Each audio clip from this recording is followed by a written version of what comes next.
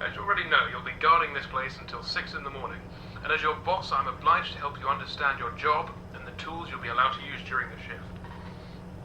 So, first things first, I've got to be honest, your current setup might not be very optimal, so to say. I didn't have time to prepare a designated room for you in the location, so you'll just have to manage with using one of the internet cafe monitors near the stage, next to the gang. Don't start complaining just yet, I set a nice spot near the window for you. Even brought a fan. Anyway, the phone you have in your hand, it's usually used by kids during the day for games and whatnot, but I've sorted out a security application that only activates during the night, which is when you're here, obviously. Everything you'll ever need for your job is ready to use. Go on, press some buttons. You can check all the rooms with set cameras that are connected online, and the ventilation system too. Alright, I know what you're thinking. First night on the job, I'm rambling a bit, it's a lot to take in. And yes, I know there are a bunch of anthropomorphic plastic animals around you, watching you work. Trust me when I say I know how that feels. Your imagination might get a tad bit out of control. Stress does that to you. But don't worry, you're completely safe here. I've built this place from the ground up to be one of the most transparent, honest, and safest places on Earth. Unlike some other businesses. If you ever start feeling anxious, looking out the window or just, taking a look outside should calm you. That tends to work for me at least. Right, back to the anthropomorphic animals. I'm sure you've already guessed by now that these are our animatronic characters. Top of the line technology. Honestly, the name animatronic doesn't do them justice. They're more like multi-purpose robots. They can be programmed to do anything I can think of. They pretty much run this place now. Of course, again, they are completely harmless. They aren't physically capable of hurting anybody. Made sure of that myself. I think I might be going on for too long. Last thing on the list. You may have noticed that this is a pre-recorded message, which means if you want to ask a question, you won't get an answer. But hey, to fix that, I've given you some options. I stayed up all night to set up a simple Q&A system to go with your app. When this call ends, you will get 3 topics to choose from, and when you select one of them, another audio message of mine will play to help explain whatever you want to know more about. Quite nifty, right? Obviously not quite as much freedom as a normal phone call, but it'll have to do for now. Well, that's it for your first night. Check those cameras and don't forget to take a breather once in a while, alright? Your 3 options should appear now.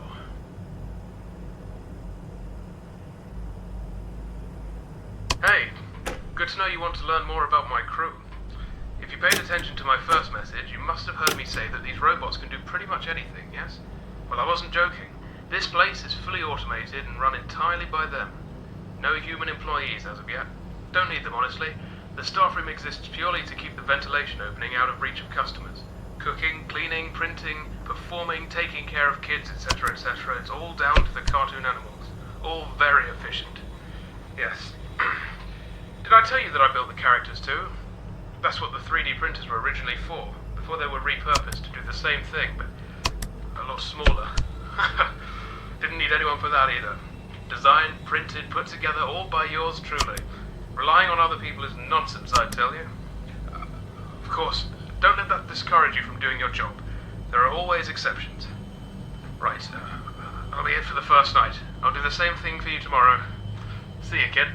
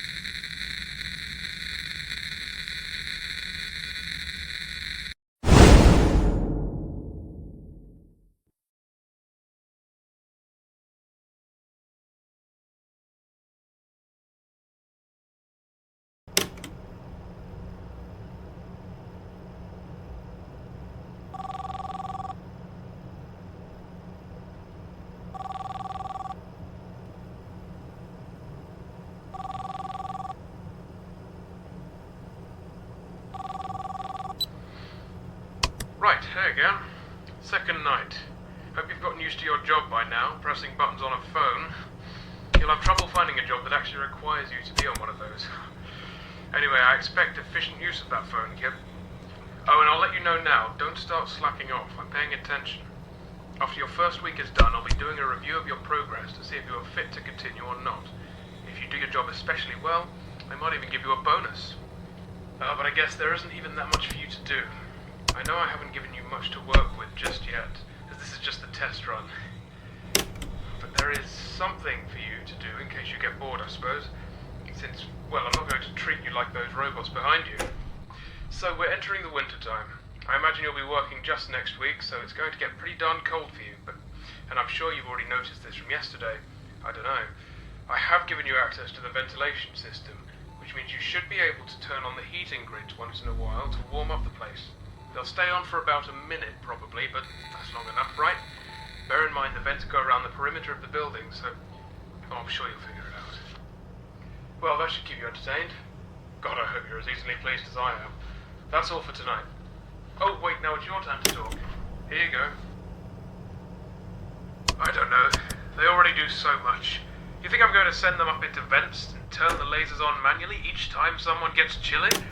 Alright, I'll admit I did try that out once with one of the squirrels, but come on, let's not give them more stuff to do. These guys are already busy enough during the day. They deserve a break. During the night, Popgoes and the others are supposed to be, resting. Oh, and Stone the crow in the car park, he can't physically move out of his birdcage, so he's pretty much resting all the darn time.